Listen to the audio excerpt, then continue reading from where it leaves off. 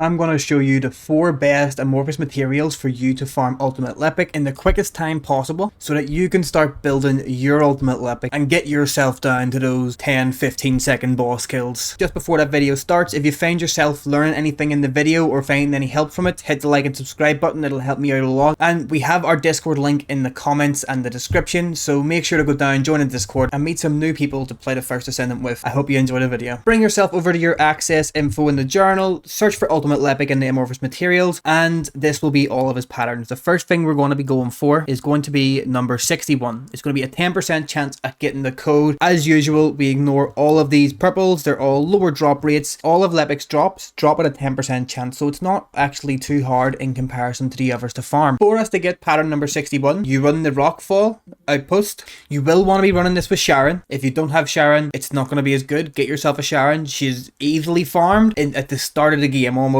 Like, she's not an end game character. You do not need hard to get her, but you do need to have hard to be able to do this. I've done a video on how to run outposts with Sharon, so watch that. That'll be able to get your Sharon build up to a good standard. Once you're able to get number 61 from this, you need to open it in this reactor. For this reactor, we need 38 void shards for monomer and 7 polymer void shards. To get those, same map, get yourself your bunny. Come down to this mission. If you scroll down in the rewards, monomer and polymer, so that will be enough to get this open. Just run it a couple of times. It is a 10% drop chance, so you may have to farm quite a few of them, but it's all in the one area. As long as you have Sharon and Bunny, this isn't going to cause you any issues. The next part we're going to be looking for is the Spiral Catalyst Blueprint, another 10% drop chance. Now, there's 2 different options you can do for this. You have pattern number 69 and pattern number 85. The quickest way to get it is going to be running number 69, simply because it's ran on an easier mission, so the mission you'll clear faster, and it's ran on the Bride, an easier boss, so you'll be able to kill that boss quicker. Now,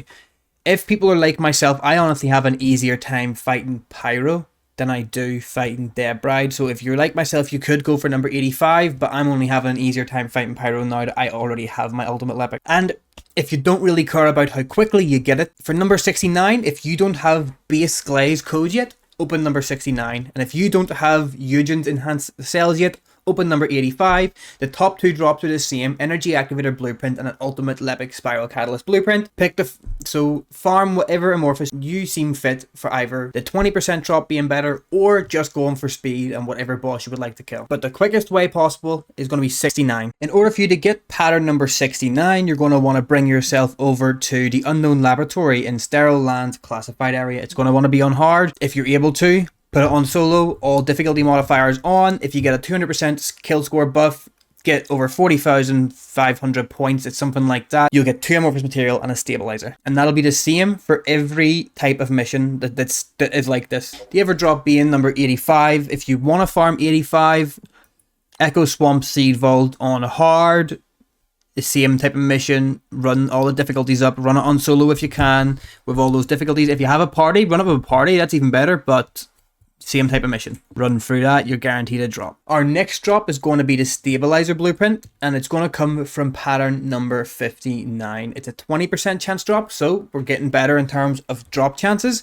There's 2 relics you have for this. You have number 59 at a 20%, and you also have 105 at a 20%. For 105, you're going to have to fight the Obstructor. It's not worth it. Unless you have a group, it's fine. But if you have a group, I assume you also already farm this stuff out. If you're solo, you can't fight the hard Obstructor solo. You have to get a random team. Your team could be the end of you. No matter how good you are, your team can be the end of you on a public game. And that sucks. When it comes to number 59, this is just hard Executioner. The very first hard boss, very, very easy fight. So everyone who's unlocked hard should be able to beat the Executioner. If you can't beat it, public lobbies will beat it. You know, public lobbies for Executioner, you don't need a good lobby. To get amorphous material number 59, bring yourself to Kingston on hard. It's the Slumber Valley mission over here. Good thing about doing these missions is that, yes, they take a little longer. They are guaranteed to give you drops. You're always going to get at least one of the amorphous material.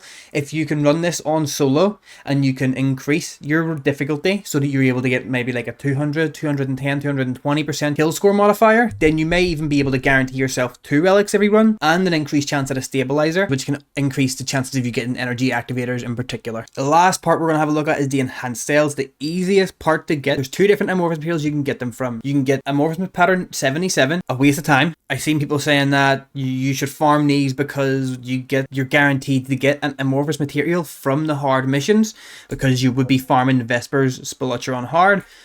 But number 74 has a 32% drop chance, and I don't know how many times everyone else has opened amorphous materials and only got the 32% drop chances, but I know I've got 32% drop chances a lot more than I've got 20% drop chances, no matter if I'm guaranteed an amorphous material within 10 minutes. Farm this pattern 74, it's so much quicker than farming this. You're getting like a 55% higher chance of getting that. I don't know the exact numbers to that, but it's rough. It's more than 50% higher chance, right? For this amorphous material, it's pattern number 74. Get yourself your Sharon Moonlight Lake over in the Vespers area. Now, because this is number 74, you don't actually need Sharon to get this. You could just run this with anyone, destroy all the boxes, but I recommend do it with Sharon. It increases your chance to get even more amorphous materials and double up on stabilizers. So it's still definitely the better option to run your strategic outposts with Sharon at all times. When you actually get pattern number 74, you're going to need 36 organic shards and 9 polymer shards. Now, we see that down here, number 74, organic and polymer. The best way to get these, in my opinion, if you have an ice character like Viessa, bring yourself to the Frozen Valley in the fortress.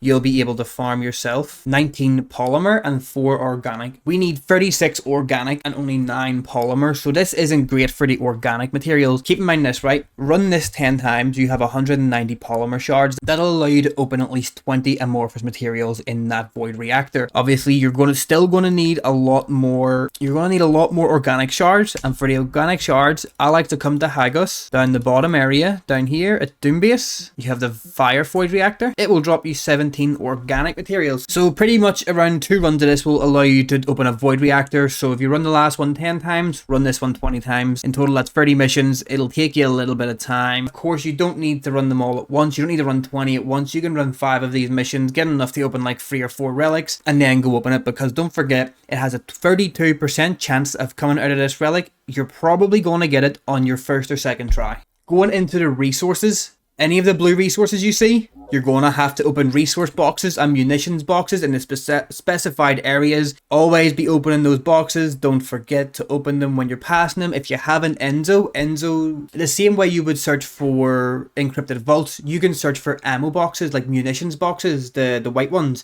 that you get resources out of. They will ping on your map when you use Enzo from a huge distance away. If you have an Enzo, he makes farming those easier. For divided plasma battery, you'll have to run some of the missions. I recommend either run them on hard with a team the whole way through, or you can run it on hard private. Kill the elite monster that drops divided plasma batteries and leave. Crystal Biogel, let's just get an outpost. You go to any of these outposts. I recommend doing it on hard. Beat the outpost, kill the elite enemy drops Crystal Biogel. You'll get tons of that. It's not an issue. These drop from specific monsters. It's going to be the same way you're running the special operations missions. You're running those, you kill the elite enemy, you quit. Well, for neural circuits, you get them from elite enemies in normal missions. Learn the best mission to farm for these. It's probably going to be something like start a mission, kill an enemy, quit, start a mission, kill an enemy, quit. It's probably going to be something like that. I can't really remember. I didn't have to farm these whenever I was getting my ultimate Lepic. I kind of already had enough of them, so I haven't had to go into farming those. I will soon, because as you can see, I now have barely any, but they're not all that hard to get. So keep in mind, you have to build every single part separately. To build a part, it takes 18 hours, 450,000 gold, and all the resources we talked about. And once you finally build all of these parts, which is going to cost you about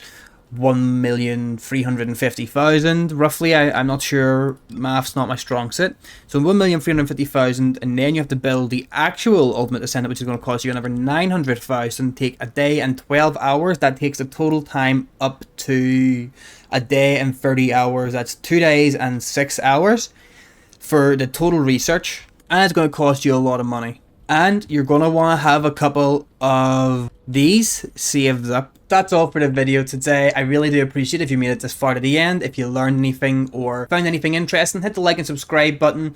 We're pushing for 1,100 now. Or should we set our targets higher and go for 1,250? We'll go up increments of 250. So get us to 1,250. But that is all for today's video. There'll be a Lepic build coming out pretty soon if I put the time in to grind it, because he's not finished yet. It'll be out pretty soon. But until then, I have to love yous and leave yous. Enjoy your day.